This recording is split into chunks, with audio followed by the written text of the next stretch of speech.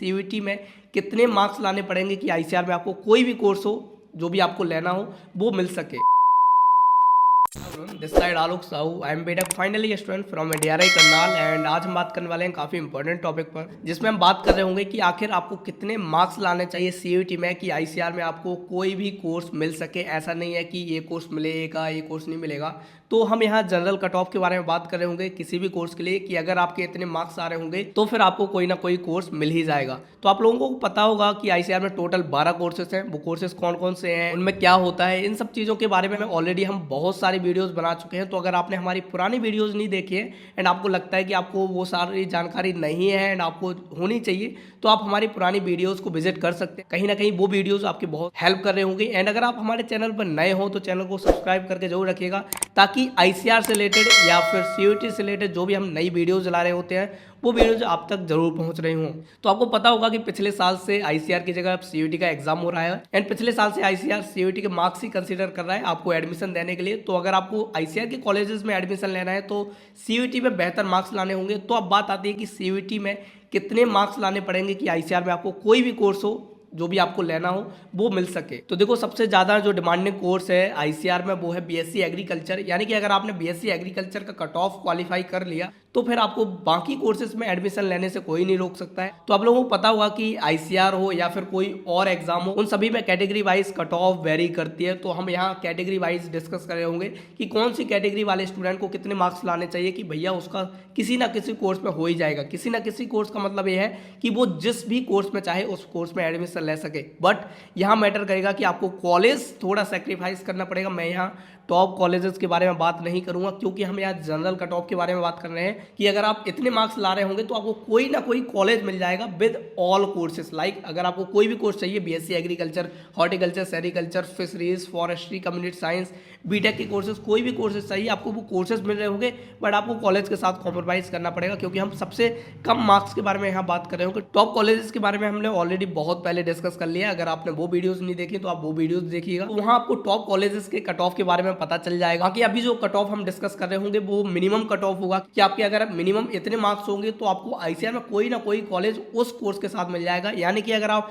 BSc agriculture का जो minimum cut off है अगर आप उसको क्वालिफाई कर लेते हैं तो बाकी जो बीएससी के कोर्सेज हैं वो तो मिल ही जाएंगे। यानी कि सबसे जो ज़्यादा हाई कट ऑफ जाता है वो बीएससी एग्रीकल्चर का जाता है। तो अगर आपने बीएससी एग्रीकल्चर का कट ऑफ क्लियर कर लिया तो बाकी जो बीएससी के कोर्सेज हैं, हॉर्टिकल्चर, सेरिकल्चर वगैरह, ये सारे तो आपको वैसे भी मिल जाएंगे। एंड उसके अलावा बीएससी से हमेशा जो कट ऑफ है बीटेक का लो जाता है। बीटेक का लो इसलिए जाता है क्योंकि मैथ वाले बहुत ज़्यादा मार्क्स नहीं ला पाते हैं, बहुत कम टाइम होता है, टाइम की कमी पड़ जाती है, सारे क्वेश्चन वो सॉल्व नहीं कर पाते हैं, तो काफ़ी दिक्कतें उन लोगों को आती है। तो उनके मार्क्स कमाते हैं तो कट ऑफ भी कम ही जा रहा होता है। तो मैथ वालों को थोड़ा सा अलग हो जाता है, बायो वालों को थोड़ा सा अलग हो जाता है। हम दोनों के बारे में बात कर लेते हैं। तो अगर आप बायो के स्टूडेंट हैं और जनरल कैटेगरी से हैं तो भैया कम से कम 350 मार्क्स आपके पास होने चाहिए। अगर आप 350 मार्क्स लाते हैं तो आपको 4th राउंड तक कहीं ना कहीं बीएससी एग्रीकल्चर जैसा कोर्स मिल रहा होगा। बाकी लोअर कॉलेज हो जाएगा, क्योंकि 4th राउंड तक जाते जाते सबसे लो कॉलेजेस के कट ऑफ भर रहे होते हैं। तो 350 से 360, 370 तक अगर आप मार्क्स लाते हैं, जनरल कैटेगरी वाले हैं और बायो के स्टूडेंट हैं, तो आपको इतने मार्क्स तो चाहिए ताकि आपको सभी कोर्सेज मिल सके किसी ना किसी कॉलेज में। कॉलेज थोड़ा सेक्रीफाइस आपको करना पड़ेगा। वहीं अगर आप मैथ के स्टूडेंट हैं तो मैथ में आप थोड़े कम मार्क्स भी ला देंगे तो भी चल जाएगा। बट मेनली वही मैटर करता है कि परसेंटाइल का सिस्टम हो जाता है। तो परसेंटाइल पर नॉर्मलाइजेशन होगा। अब आपका नॉर्मलाइजेशन किसके साथ हो रहा होगा वो भी काफ़ी चीज़ें मैटर करती हैं। मैं तो कहता हूँ कि आप अगर मैथ के भी हैं तो भी आप बायो वालों के साथ कॉम्पीट करें एंड इतने मार्क्स जरूर लाएं कि 300, 350 मार्क्स अगर आप लाते हैं तो आपकी अच्छी परसेंटाइल आ रही होगी। जब आपकी अच्छी परसेंटाइल आएगी तो ऑब्वियसली अच्छी रैंक आ रही होगी। तो मैं यहाँ सिर्फ बायो वालों का कंसिडर कर रहा हूँ। मैथ वाले मानकर चलें कि भैया जितने बायो वालों को बता रहे हैं उतने ही मैथ वाले अगर ला लेते हैं तो बहुत अच्छी बात है। तो जनरल वाले स्टूडेंट को कम से कम 350 से 370 मार्क्स लाने पड़ेंगे मिनिमम, तब भी जाके उनको सभी कोर्सेज में एडमिशन होने के लायक वो हो रहे होंगे। बस कॉलेज थोड़ा सा लो हो रहा होगा इस लेवल पर। वहीं बात करते हैं ईडब्ल्यूएस और ओबीसी की, तो ईडब्ल्यूएस ओबीसी में बहुत ज़्यादा डिफरेंस नहीं आता है। आप जनरल से थोड़ा सा 10-20 नंबर ऊपर नीचे कर लीजिए, बस इतना सा ही डिफरेंस आपको देखने को मिलेगा। उसके अलावा बहुत ज़्यादा डिफरेंस आपको वहाँ भी देखने को नहीं मिल रहा होगा। बट एससी और एसटी वालों को बहुत बड़ा डिफरेंस देखने को मिलता है। तो अगर आप एससी और एसटी कैटेगरी से हैं और 300 मार्क्स तक भी आप लाते हैं तो भी आपको अच्छे कोर्स में एक अच्छा कॉलेज मिल सकता है। मैं 300 मार्क्स इसलिए नहीं कह रहा हूँ कि आप भैया 300 मार्क्स का ही टारगेट रखिए।